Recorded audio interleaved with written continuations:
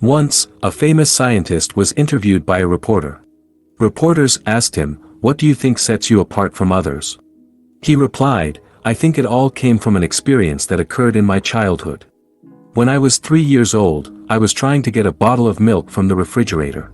While doing so, I lost my grip, and the bottle slipped out of my hands and fell, spilling all the milk over the kitchen floor. When my mother came to the kitchen and saw all the mess, instead of yelling at me, giving me a lecture, or punishing me, she said, 'Robbie, I have rarely seen such a huge puddle of milk. Well, damage has already been done. Would you like to get down and play in milk for a few minutes before we clean it up?' And indeed, I did start playing in that milk. While I was playing, after a few minutes, my mother came back and said, 'You know, whenever you make a mess like this, eventually you have to clean it up and restore everything back to its proper order.' Then she asked, 'How would you like to do it?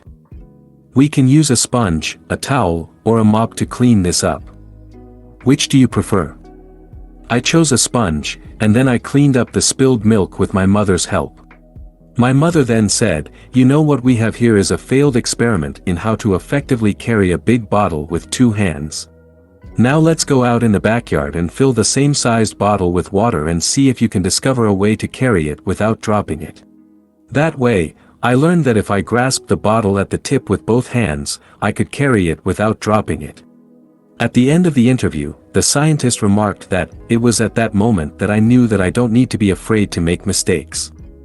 Instead, I learned that mistakes were just opportunities to learn something new, and that's what scientific experiments are all about. Even if an experiment doesn't work, we usually learn something valuable from it." Moral: the moral of the story is to embrace your mistakes and view them as opportunities for growth and learning.